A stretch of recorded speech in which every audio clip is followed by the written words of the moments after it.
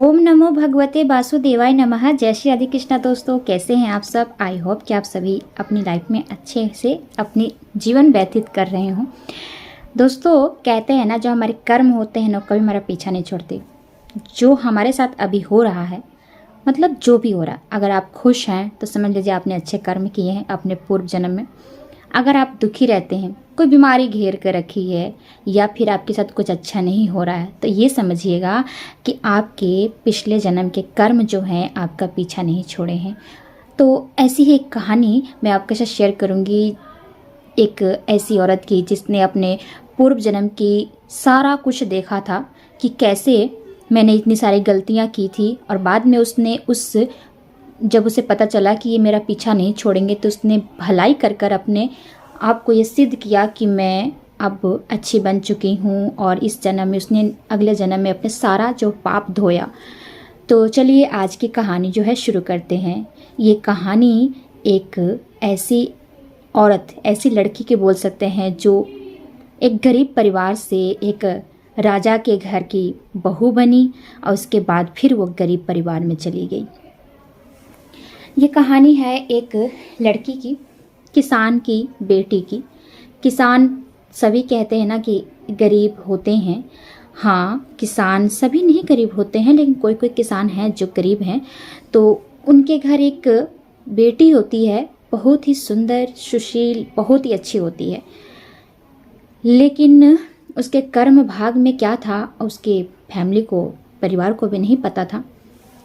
एक दिन वो लड़की अपने, जैसे कि गांव में आपने देखा होगा कि गांव में क्या होता है कि ये जो नल होता है पानी का, वहाँ बैठकर बर्तन धो रही है, कपड़े धो रही है, पूरा दिन घर का काम करती है। बहुत सुंदर सुशील होती है। उसका नाम होता है राजमती।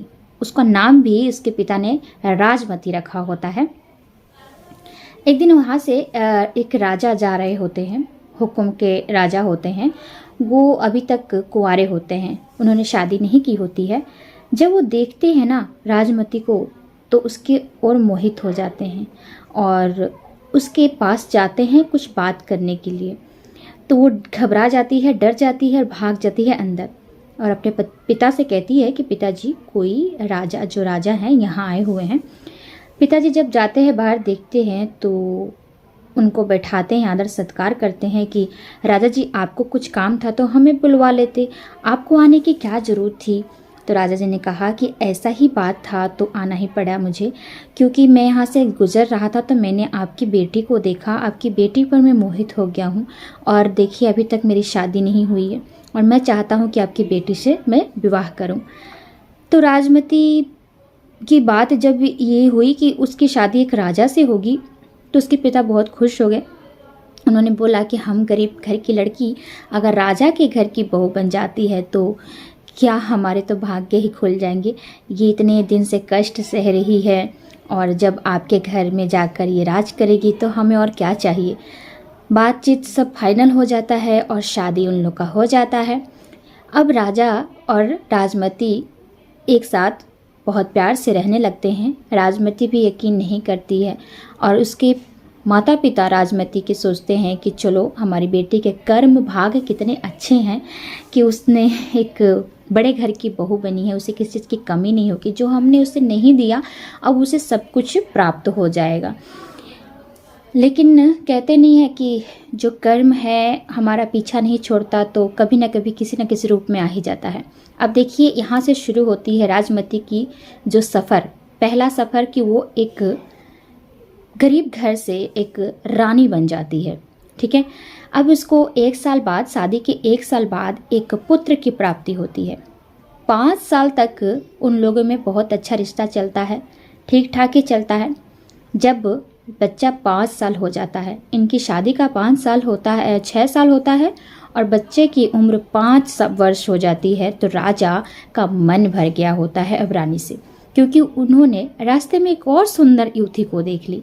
और पहले के ज़माने में ऐसा ही होता था कि राजा जितना मन उतना विवाह कर लेते थे, रानियाँ नहीं बोल पाती थी। इसलिए उसने फिर से एक युवती को, जो एक युवती थी, मतलब सुंदर सी जो राजमती से भी बहुत सुंदर थी, उसने अपने प्रेम जाल में राजा को फंसा लिया और राजा ने उससे विवाह कर घर ले आए। अब राजमती की सौतन आ गई। राजमती को ये बिल्कुल पसंद नहीं आया। राजमती और उसकी सौतन के दोनों के साथ बहस छिड़ गया। बहुत दिन ऐसे ही बहस होता था, लड़ाई झगड़े होते थे। राजमती की बात जो है राजा बिल्कुल नहीं सुनते थे, क्योंकि अब उससे पसंद नहीं करते थे, और जो उसकी सौतन थी उसे वो पसंद करते थे, इसलिए उसकी हर बात मानते थे। ऐसे ही करते करते एक दिन उसकी सौतन ने उसे राजमहल से निकलवा दिया। राजा ने कुछ भी नहीं कहा। उन्होंने सोचा इसकी ही गलती है, क्योंकि अभी तो पूरी तरह से उसके बस में थे, इसलिए उसे निकलवा दिया। अब देखिए, यहाँ से इसका दूसरा सफ़र शुरू हो गया कि वो रानी से अब फिर गरीब परिवार में चली गई, अपने माता पिता के पास पहुंची। लेकिन यहाँ पे राजा ने अपने पुत्र को नहीं दिया, अपने पुत्र को अपने पास ही रख लिया और राजमती को राजमहल से निकलवा दिया। राजमती पहुंची अब फिर से अपने माता पिता के पास। माता पिता ने जब देखा कि हमारी बेटी फिर से वापस आ गई है, क्या बात है बेटी ने सारा किस्सा सुनाया कि राजा जी ने मेरे साथ ऐसा किया। अब राजमती के माता पिता बहुत गरीब परिवार से थे और वो कुछ कर नहीं सकते थे, क्योंकि राजा अमीर हैं, वो कुछ भी कर सकते हैं। लेकिन इनकी जो फैमिली थी बहुत छोटी थी और गरीब थी, और गांव वाले भी कुछ नहीं बोलते थे राजा के खिलाफ। इसलिए अब राजमती अब अपने घर में रहने लगी अपने माता पिता के साथ, और अपने पुत्र को याद करती रहती, लेकिन पुत्र के दर्शन भी नहीं होते थे। धीरे धीरे समय बीत रहा था। राजमती के माता पिता को अब अपनी बेटी के भविष्य की चिंता होने लगी। उसकी माता को सांस की प्रॉब्लम थी, इसलिए बहुत दिन तक नहीं बच पाई और उन्होंने एक दिन प्राण त्याग दिया। अब पिता को राजमती और अपनी जो पत्नी थी, पत्नी तो गुजर गई। अब राजमती के लिए बहुत चिंतित रहते थे कि अब मैं नहीं रहूँगा तो मेरी पुत्री कैसे रहेगी। कुछ दिन बाद उसके पिता की भी मृत्यु हो जाती है। राजमती अब यहाँ पर अकेले पड़ जाती है। अब इस सफ़र में वो अकेले है, कोई उसका साथ नहीं देने वाला है। बहुत ज़्यादा रोती बिलखती परेशान रहती, क्या करूँ मैं, किसी का कोई सहारा नहीं मिलता उसे। जब राजमती के पिता मतलब किसान थे, तो व्यापारी एक उनके दूसरे नगर का एक व्यापारी था जो हमेशा उनके घर आया करता था, और उस समय बातचीत भी राजमती से बहुत ज़्यादा होता था उसका, और उसकी नज़र राजमती पर थी। वो ऊँटों का व्यापार था, मतलब ऊँट का व्यापार करता था, बेचा बेची करता था। इसलिए अब राजमती के पिता थे, तभी से उसका आना जाना घर में था। और वो धीरे धीरे राजमती के जब पिता चले गए, यानी मृत्यु हो गई, उसके बाद भी घर आना बंद नहीं किया, आता रहता था। इस तरह से दोनों की आपस में बातचीत होते होते काफ़ी विश्वास उसने जीत लिया राजमती का। अब उसे लगा कि मैंने राजमती का विश्वास बहुत अच्छी तरह से जीत लिया है, इसलिए उसने एक दिन राजमती से कह दिया कि मैं तुम्हें अपना जीवन साथी बनाना चाहता हूँ। राजमती अब अपने सफ़र में बिल्कुल अकेली थी, इसलिए उसने कहा ठीक है। वो भी मान गई, क्योंकि अभी उसे राजमती को व्यापारी भी अच्छा लगने लगा था, लेकिन उसे ये नहीं पता था ये कैसा है। कुछ दिनों बाद दोनों का विश्वास इतना बन गया। अभी दोनों की शादी नहीं हुई थी, लेकिन एक दिन ऊँटों का जब मेला लगा तब व्यापारी ऊँटों की बिक्री करने और बेचा और खरीदी करने जाता था, व्यापार करने जाता था। उसने कहा राजमती से कि मेरे साथ चलो, आज देखना कितना अच्छा लगता है मेला वहाँ पर ऊँटों का। राजमती मान गई, साथ में चल पड़ी। वहाँ जाने के बाद उस व्यापारी ने उसके साथ धोखा किया। क्या धोखा किया कि उसने ऊँटों के साथ साथ राजमती का भी जो है सौदा कर दिया। राजमती को इस बात की पता नहीं था। अब जब राजमती वहाँ से जाने लगी तो जिसने ऊँट लिया था उसने राजमती को भी खरीद लिया था। उसे पकड़कर ले जाने लगे तो राजमती चिल्लाने लगी कि ये कहाँ ले जा रहे हैं मुझे। तो अब उस ज़्यादा चिल्लाए ना, किसी को पता न चले से उसको बेहोश करके लेकर चले गए। वहाँ जाकर उन्होंने राजमती को कोठे पर बेच दिया। कोठे तो आप जानते होंगे कि क्या होता है कोठा। कोठे पर तो जो वेश्या जो होती हैं, मतलब वो भी हालात की मारी होती हैं, जब उनको धक्के मार के घर से निकाल दिया जाता है या फिर उनके साथ बहुत बदसलूकी किया जाता है, तब जाकर उन्हें ये रास्ता अपनाना पड़ता है। तो वहाँ पर जाकर बेच दिया गया उसे। अब राजमती का ये सफ़र देखिए, रानी से बनी गरीब घर की, पहले गरीब घर से रानी बनी, रानी से फिर गरीब घर, अब वो कोठे पर पहुंच गई। कोठे पर जब उसकी अचानक जब उसका आँख खुला तो उसने देखा कि मैं कहाँ पहुँची हुई हूँ। यहाँ तो मतलब उसने सब रंगीन ये सब देख कर ना उसका मन बहुत होने लगा कि मैं कहाँ आकर बैठ गई। तो कोठे की जो मुखिया थी उसने कहा, देखो तुम्हारा नाम तो मुझे पता नहीं है, इसलिए तुम मुझे नाम बता दो। अब मैंने तुम्हें खरीद लिया है, इसलिए मैं जैसा बोलूँगी ऐसे तुम्हें करना पड़ेगा। तुम्हें लोगों का दिल बहलाना पड़ेगा, यहाँ पे बहुत सारे आते हैं उनका दिल बहलाना पड़ेगा, वो जैसा कहेंगे उनके साथ रात गुजारनी पड़ेगी। मतलब बहुत कुछ उसने बोला। राजमती इस बात को मानने को तैयार नहीं हुई कि मुझे ये सब नहीं करना, चाहे कुछ भी हो जाए। इसलिए 2 दिन तक उसे टॉर्चर किया गया, भूखा रखा गया। हार कर राजमती को ये रास्ता अपनाना पड़ा। उसने कहा ठीक है। अब राजमती इस काम के लिए मान गई और अब वो एक वेश्या बन के रहने लगी वहाँ पर। बहुत बच्चे से जवान बूढ़े सब उसके पास आते, सबका दिल बहलाती, और सबसे वो इतनी उम्र होने के बाद भी बहुत सुंदर थी। धीरे धीरे समय बीतता गया। एक दिन उस कोठे पर उसका बेटा जो 5 वर्ष की उम्र में उसे छोड़ कर आई थी वो पहुंच गया, राजकुमार। जब वहाँ पहुँचा तो राजकुमार ने जो कोठे के मुखिया से कहा कि मुझे खुश किया जाए। तो उसने बोला ठीक है, मैं आपको यहाँ पर वेश्या को खड़े कर देती हूँ जो यहाँ पर है हमारी, आप पसंद कर लीजिए किसके साथ आपको खुश रहना है। उसने वहाँ पर राजमती को चुन लिया। अब उसका बेटा जो 18 साल का था और ये 40 वर्ष की हो चुकी थी, फिर भी बहुत खूबसूरत दिखती थी। राजमती को उसने चुन लिया। राजमती को इससे कोई फ़र्क नहीं पड़ता क्योंकि जिंदलाश की तरह रह गई थी। जो लोग जो मन वो करते थे, उसको कोई परवाह नहीं होता था। जब राजमती उसे अपने कमरे में ले गई तो राजमती ने पहले, जब राजमती को उसने मतलब टॉर्चर किया, कुछ भी किया, तो उसने पहले पूछा कि आप कहाँ से हैं और कहाँ के हैं। तब उसे बताया उसने कि मैं यहाँ का राजकुमार हूँ, राजा हूँ, मेरा नाम हर्ष है। जैसे ही उसने सुना तो उसको धक्का मिला, ये तो मेरा बेटा है और मेरा बेटा आज मेरे साथ यहाँ, मतलब बहुत धक्का महसूस हुआ। और वो बोली कि उससे माफ़ी मांगने लगी कि आप प्लीज़ यहाँ से मतलब चले जाइए, मैं आपके साथ ये कुछ भी नहीं कर सकती, मेरी तबीयत ख़राब है कुछ भी। इसलिए वो चला गया वहाँ से। अब जो मुखिया थी वहाँ की, वो बहुत गुस्से से आती है कि तुमने हमारे कस्टमर को यहाँ से भगाया, क्या बात है। अब ये बहुत रोने लगी और बहुत ज़्यादा रोई। तब उसने पूछा, उसको दया आ गई, जो मुखिया थी, बोली मुझे बात बताओ क्या बात है, तुम इतनी क्यों रो रही हो। तब मुखिया से उसने अपनी सारी बात बताई कि कैसे मेरी शादी हुई, कैसे मुझे घर से निकाला गया, कैसे मैं यहाँ आ गई हूँ, कैसे मेरा सौदा किया गया। ये सुनकर ना बहुत उदास हुई, लेकिन उसने अपने बेटे के बारे में नहीं बताया। तो उसने बोला कि ठीक है ये सब कुछ तो ठीक है, लेकिन तुमने राजकुमार को वापस क्यों भेज दिया, मैं ये जानना चाहती हूँ। राजकुमार बहुत उदास होकर गए, वो खुश होकर जाते तो हमें बहुत सारा धन दौलत देकर चले जाते। तो उसने बोला कि मैं नहीं बता सकती। बहुत ज़्यादा जिद करने के बाद उसने बताया कि ये जो आया था हर्ष नाम का लड़का, जो राजकुमार है, वो मेरा ही बेटा है, जो मुझे 5 साल की उम्र में मुझसे छीन लिया गया था। ये सुनकर जो मुखिया होती है बहुत उदास हो जाती है और वो पहली बार किसी के लिए इतना ज़्यादा दुखी भी होती है। तब वो जो राजमती होती है वो मुखिया से कहती है कि आप मुझे यहाँ से निकाल दीजिए, मैं यहाँ से जाना चाहती हूँ।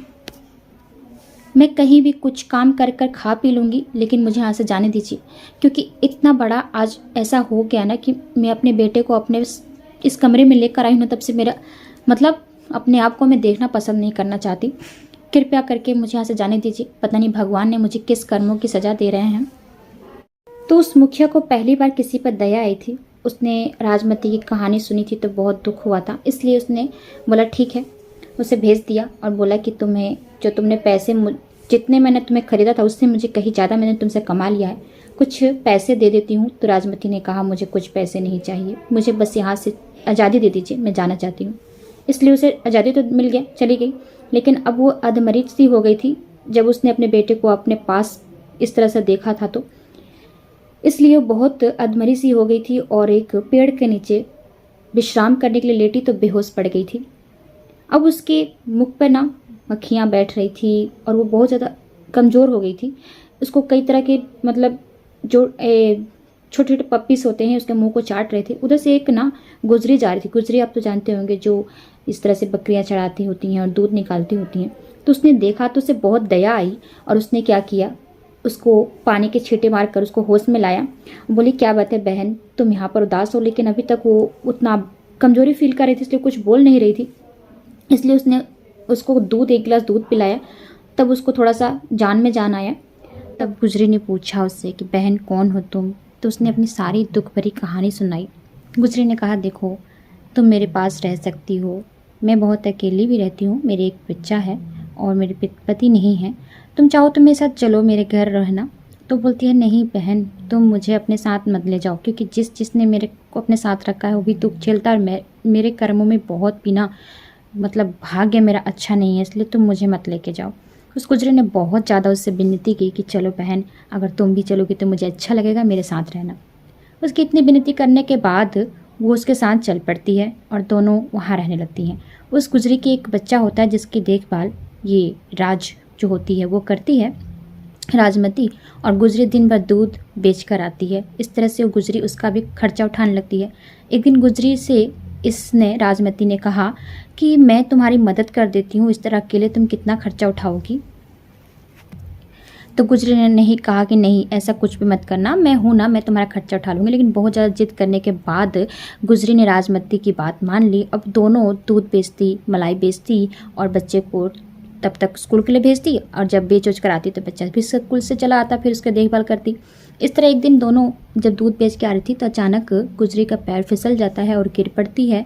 सारा दूध मलाई सब गिर जाता है और बहुत रोने लगती है बैठ के। तब राजमती कहती है, बहन क्यों रोती हो? तुम्हारा तो सिर्फ दूध ही गिरा, सुनो देखो मेरी तो पूरी ज़िंदगी तबाह है, तो मैं तो हंस रही हूँ ना, तुम क्यों रोती हो? लेकिन बोलती है, चलो उठ खड़े हो जाओ। लेकिन खड़े नहीं हो पाती क्योंकि उसके पैर में बहुत चोट लगी होती है। इसलिए उठा कर किस तरह से उसको अपने घर ले जाती है। घर ले जाकर देखती है तो वहाँ पर हल्दी की जो पट्टी उट्टी लगाती है, लेकिन गुजरी अब बिल्कुल चल नहीं पाती, उसके पैरों में बहुत ज़्यादा चोट आई होती है, जिसकी वजह से वो बेड पे ही लेटी रहती है। अब सारा जो काम होता है ना, इस राजमती को करना पड़ता है, बच्चे से लेकर दूध का सारा काम करना पड़ता है। और इसी तरह से करते करते काफ़ी दिन हो जाता है, लेकिन गुजरी जो होती है ठीक नहीं होती है। अब उसकी हालत बहुत ख़राब होने लगती है। राजमती को लगता है कि शायद ये अब शरीर त्याग देगी, और धीरे धीरे करते करते जो गुजरी रहती है उसकी भी मृत्यु हो जाती है। अब राजमती पे उसके बच्चे के देखभाल का भी जिम्मेवारी आ जाता है। बच्चा जो अपनी माँ को ही ज़्यादा पसंद करता होता है, वो राजमती के पास उतना आता नहीं था। राजमती किस तरह से उसको बहला फुसला कर अपने पास रखती, खाना खिलाती। धीरे धीरे राजमती से बच्चे का लगाव हो जाता है और उसे अपनी माँ बोलने लगता है। धीरे धीरे बच्चा भी बड़ा हो जाता है। अब राजमती भी काफ़ी एज की हो जाती हैं, और इतनी एज होने के बाद भी वो इतनी मतलब खूबसूरत ही दिखती है और अपने अंदर इतनी एनर्जी भी रखती है और सारे कष्टों का सामना भी करती है। एक दिन दोनों माँ बेटे, यानी कि जो गुजरी का बेटा होता है, जो उसका बेटा बन जाता है, वो उसके साथ चल पड़ता है लकड़ियाँ काटने। बहुत दूर जाते हैं वो लोग। ऐसे तो वो नज़दीक चले जाते हैं, लेकिन उस दिन वो लोग पहाड़ के ऊपर तक चले जाते हैं लकड़ियाँ काटने, और वहीं से पैर फिसल कर राजमती नीचे गिर जाती है। बच्चा चिल्लाता है माँ माँ, लेकिन माँ नज़र नहीं आती। गाँव जाता है, दौड़ कर सबको बुला कर लाता है, लेकिन कहीं नज़र नहीं आती जो राजमती होती है। सब कहते हैं शायद गिर कर मर गई होगी या फिर कोई जंगली जानवर खा गया होगा, ऐसे कहकर चले जाते हैं। अब बच्चा भी क्या करे, चला जाता है। अब उस राजमती एक दलदल में फंसी होती है और उसे फंसे हुए पूरे 5 दिन हुए होते हैं। कोई जंगली जानवर भी उस राजमती तक नहीं पहुंच पाता था क्योंकि दलदल में थी। वहीं से कुछ कबीले वाले जो आदि मानव होते हैं वो जा रहे होते हैं। जब देखते हैं कि राजमती उस दलदल में फंसी है तो उसे उठाकर लेकर आते हैं और इलाज उलाज करते हैं। वो बेहोश पड़ी होती है। उसका कितने दिन इलाज करने के बाद उसे होश आता है तो देखती है कि मैं यहाँ कबीले में हूँ। उसे उनकी भाषा भी उतनी समझ नहीं आती, लेकिन धीरे धीरे उन लोग के साथ रहने लगती है और भाषा भी समझने लगती है। कुछ दिनों बाद उसे पता चलता है कि उनके कबीले में एक बुजुर्ग महिला है जो कि पूर्व जन्म के बारे में जानती है। अब राजमती को ऐसा लगता है कि मैंने शायद पूर्व जन्म में बहुत सारे गलत काम किए, इसकी वजह से मुझे इतने कष्टों का सामना करना पड़ रहा है। इसलिए वो राजमती उस औरत से अपनी गुजारिश करती है कि मुझे पूर्व जन्म में जाना है और देखना है कि मैंने क्या क्या कर्म किए थे। राजमती को वो जो है औरत, बुजुर्ग महिला समझाती है कि नहीं, तुम ये सब मत करो, क्योंकि उस जन्म में जाने के बाद वापस आना बहुत मुश्किल होता है और तुम्हें बहुत दुख होगा, मत जाओ। लेकिन वो नहीं मानती है। फिर एक दिन ध्यान मुद्रा में कर कर उसे पूर्व जन्म में भेजती है। पूरे 3 महीने बाद वो पूर्व जन्म में जाती है और वो हर जगह जाकर देखती है कि उसने क्या क्या कर्म किए थे। पहले वो जाती है तो देखती है कि उसका जो पति एक कुम्हार है जो अब 80 वर्ष का हो चुका था। उस एक कुम्हार की पत्नी होती है। फिर उसने जाकर देखा तो वहाँ पर उसने देखा पूर्व जन्म में कि उसने क्या किया था। उसने हर बच्चे को, एक छोटे छोटे बच्चे, नवजात बच्चों को उठाकर उनके कलेजे में चाकू घोंपी थी, मारा था, उनका कलेजा निकाला था। इतने छोटे छोटे बच्चों को, उनने 21 बच्चों की हत्या की थी। और ये इसलिए की थी क्योंकि उस समय वो बांझ थी और किसी तांत्रिक ने ऐसा करने के लिए कहा था, जिससे वो मजबूर होकर वो कर रही थी, क्योंकि लोगों की बातें उसे बर्दाश्त नहीं होती। वो चाहती थी मैं भी माँ बनूं, और इसलिए उसने बच्चों की जान ली थी। तो उसने, इसे बहुत दुख हो रहा था कि मैंने कितना बड़ा गलत काम किया है, शायद इसलिए मुझे इस जन्म में बच्चे का सुख नहीं मिला और मेरे बच्चे ने मेरे साथ ऐसा किया। और दूसरी बात में उसने देखा कि जो बच्चों के, उसने बच्चों को, जिस दिन बच्चों को छीना था, कुछ माँ बाप तो अपने बच्चे के गम में मर गए थे और कुछ माँ बाप जो है इसको बद्दुआ दे रहे थे। वो वहीं भटक रही है और बोल रही है कि मुझे माफ़ कर दो, मैंने गलतियाँ की थी, मुझे माफ़ कर दो। लेकिन कोई सुनेगा क्यों? क्योंकि वो सब जो है बहुत एज के हो गए थे, लेकिन इतने बुजुर्ग हो गए, उनको एक भी संतान नहीं हुआ था, जिसकी वजह से बद्दुआएं दे रहे थे। वो बहुत रो रही थी, करा रही थी, लेकिन कोई उसकी बात सुनेगा कैसे? क्योंकि वो एक आत्मा थी। अब वो चाहती थी कि मैं वापस जाऊं, लेकिन उसे याद आता है कि उस जो बुजुर्ग महिला ने कहा था कि जाना बहुत मुश्किल है, इसलिए वो इधर उधर दर दर की ठोकरें खाती है, भटकती है। एक दिन वो अपने जो पति, जो उसका कुम्हार पति था, वहाँ पर जाकर खड़ी होती है। वहीं पर कुम्हार जो होता है, उसका 80 वर्ष का जो पति होता है, उसके पास एक साधु आए होते हैं जो वहाँ पर बैठे होते हैं। उनको एहसास होता है, वो बोलते हैं कि मुझे ऐसा एहसास होता है कि यहाँ पर कोई ऐसा आत्मा है, जिसे सुनकर वो वहाँ से चली जाती है। दूसरी जगह जाती है तो एक आदमी जो तांत्रिक होता है, सभी आत्माओं को अपने पास कैद करके रखता है। उसने राजमती को भी कैद कर लिया था और उससे कहा कि तुम्हें जो मैं कहूँगा करना पड़ेगा। तो राजमती ने उससे माफ़ी मांगी कि मुझे ये सब काम करने के लिए मत बोलिए, मैंने ऐसे बहुत गलत काम किए हैं, बुरे कर्म किए हैं, जिसकी वजह से मुझे सज़ा मिल रही है। उसने अपनी सारी कहानी बताई। तांत्रिक ने कहा कि मैं ऐसा तो नहीं कर सकता। उसको दया आ गई। उसने बोला देखो, मैं तुम्हें आज़ाद कर दे रहा हूँ, लेकिन मैं तुम्हें वापस तुम्हारे शरीर में नहीं भेज सकता, ये विद्या मुझे नहीं आती है। उसके बाद फिर से वो उसी कुम्हार के पास जाके बैठती है जहाँ वो साधु बैठे होते हैं। साधु ये जब सूंघ लेते हैं तो बताते हैं कि यहाँ पर तुम्हारी एक पूर्व जन्म की, यानी कि पूर्व जन्म जो तुम्हारी पत्नी यहाँ पर है, जो अभी यहाँ पे भटक रही है। कुम्हार कहता है उसने मरे हुए तो बहुत दिन हो गए, वो अभी तक उसके आत्मा भटक रही है। तब उसने उसको बताया सारी बातें। तब उसने, जो साधु थे, उन्होंने पूछा उस राजमती से, तो राजमती ने अपनी सारी कहानी बताई। तब कुम्हार को भी बहुत दया, उसने बोला हाँ, इसने ये सब किए थे जिसकी वजह से इसको कर्मों की सज़ा मिली है। तब साधु ने कहा मैं तुम्हें तुम्हारे शरीर में वापस भेज सकता हूँ, उसके लिए तुम्हें मेरे साथ मेरे जो भवन है, यानी कि जहाँ मैं रहता हूँ, वहाँ जाना पड़ेगा। वहाँ पर दिन रात विष्णु जी का जाप होता है, तुम्हें वहाँ पर जाप करनी होगी, उसके बाद तुम अपने शरीर में जा सकती हो। ठीक है। वो रोज़ वहाँ जाती, जाप करती और मंत्र का जाप करती। धीरे धीरे उसको ऐसा लगने लगा कि मैं अपने शरीर में वापस जा रही हूँ। तो साधु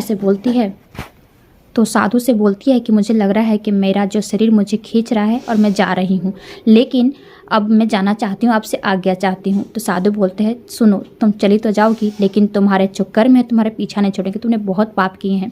तो बोलती मैं इसके लिए क्या कर सकती हूँ? तो बोलते इसके लिए तुम कर सकती हो, तुम 21 लोगों की जान बचाना, उनके साथ अच्छा करना, तो तुम्हारे सारे कर्म जो है ना धुल जाएंगे कि तुमने 21 बच्चों की हत्या की थी। बोलती है ठीक है।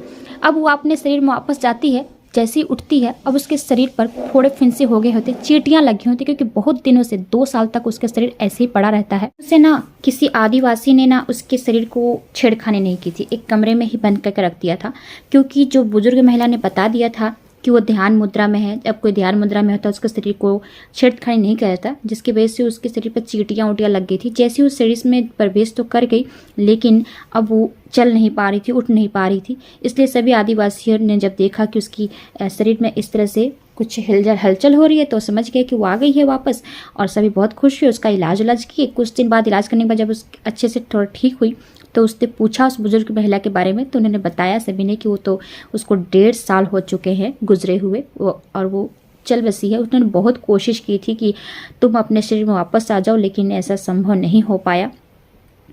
अब उसने, सभी लोगों ने पूछा उससे, जो आदिवासी थे, कि बताओ आपने पूर्व जन्म में क्या क्या किया था, हम जानना चाहते हैं, क्यों आप इतना कष्ट भोग रही हो।